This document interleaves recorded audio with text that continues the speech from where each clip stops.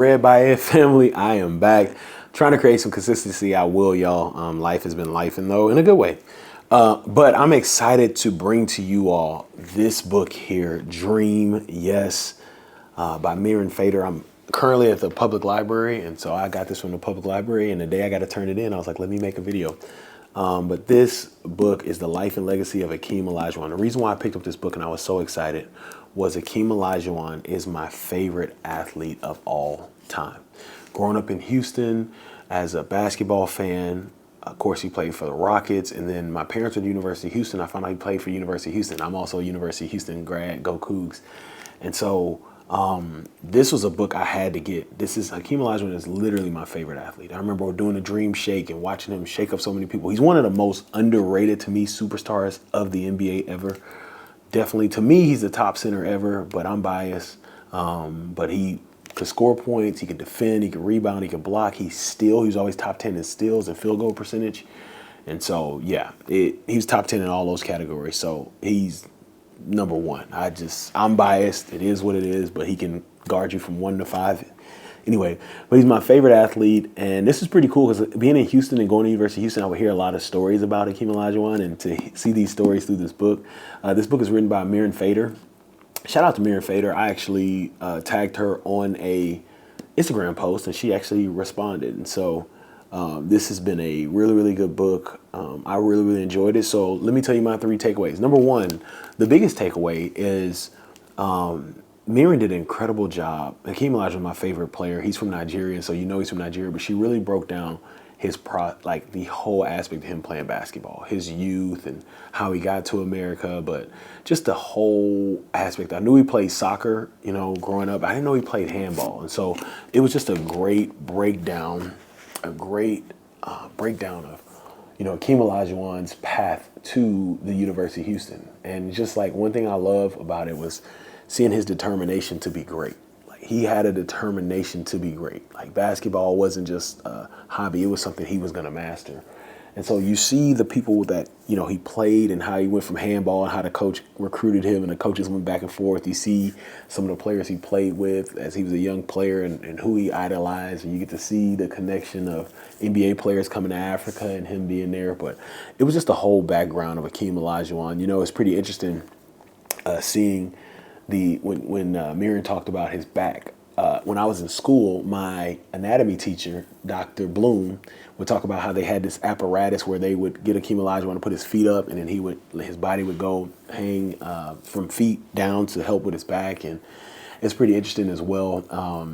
They would tell stories, and so seeing a lot of those stories be congruent in this book, like I said, as a fan of Hakeem Olajuwon, not only being a Houstonian, but a Houston Cougar and a Houston Rockets fan, and I just think, number one, it's just a great breakdown of his story and his career story all the way through, and just how he took everything serious. I think to me, he's the greatest superstar who did more with less than anybody else. And I don't mean this to demean any NBA players, but he didn't have a lot of all-stars he played with. Him and Ralph Sampson started with the Twin Towers, and Ralph Sampson got hurt and got traded. So Hakeem Olajuwon consistently had the Rockets in the playoffs, and he's done more, I think, without all-star help. I'll say that. I don't want to say less. Without all-star help than anybody in the NBA. And so glad that Mirin broke down his entire career.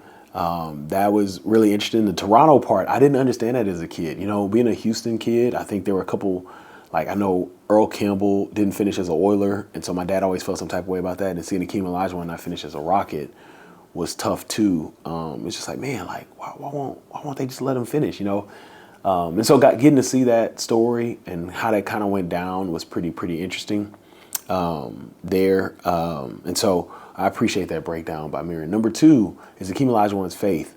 And I knew Hakeem Olajuwon is a Muslim.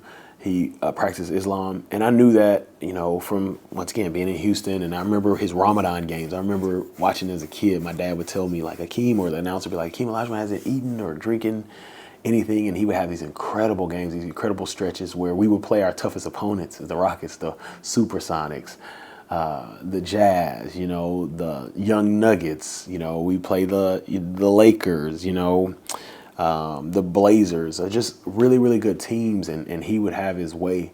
The Spurs, right, back in the day, and he would have his way with these teams during Ramadan. And so Mirin really dove into his faith. And one thing I knew about Hakeem Olajuwon, kind of being from the University of Houston, and my dad told me, was he was a hothead. They would talk about how he was a hothead in Houston and his early NBA career. He was down to fight. He had a lot of fights.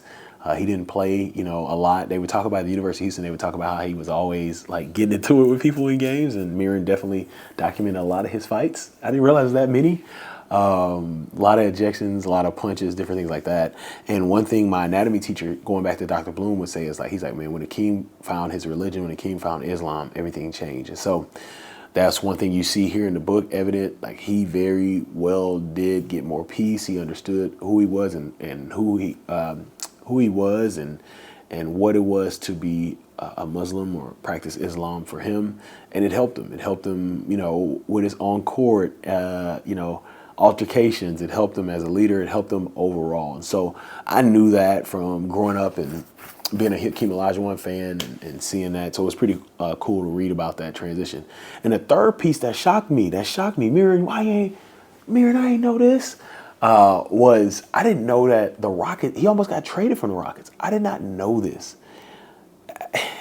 When I'm reading it, I'm thinking to myself, like, what are we doing? Like, the ownership and Steve Patterson, the GM, who, heard different things about him as a GM, and when he was AD at Texas, you hear things that, now he did build the roster to help get the Rockets, so you got to give him credit for the championship teams.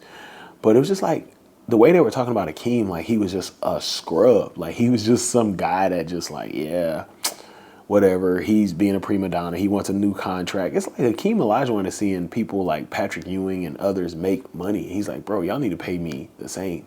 And I did not know that they were that close to trading him. Like legit, the Clippers were about to get Hakeem Olajuwon. I think one player fell through. I didn't know that. Like, and it's ridiculous the reasons why he get traded. Like Hakeem Olajuwon was not, like I said, he did grow up. And even like the media, I think the controversy around the media, of course, when he first came in, you have a media that has their biases and, talking about Nigeria and this and have these understandings they don't understand. A lot of it's racially motivated, but it's like, man, like, why are these people like, growing up as a kid, it's like Hakeem Olajuwon did everything for the Rockets. Like, there's no Houston Rockets without Hakeem Olajuwon. Let's keep that straight. Like the Rockets might move out of Houston if it's not for Hakeem Olajuwon. And for them to want to trade him was crazy. Like thinking about that, reading that as an adult now, like what, like, and just the way they treated him, the way they talked about him in the Houston Chronicle or the Houston Post at the time, it's just like, what is wrong with people, right? But thankfully they didn't trade him. Thankfully Les Alexander came and got the team. Thankfully they made switches with the ownership, or executives, general manager, things like that. Because that would be crazy to trade Hakeem Olajuwon, right? So I didn't know that part. So that's my third breakdown. But Mirin, thank you for writing this. As a Hakeem Olajuwon fan, this book was a lot. It meant a lot. You took me back to my childhood. I was able to read it, grow, and learn. So thank you so much. I appreciate you. And y'all, make sure you get a copy or go to your public library and get this right here. I'll put a link in the show notes if you want to get a copy of Dream, The Life and Legacy of Hakeem Olajuwon. Let me do a dream shake. Oh, got him.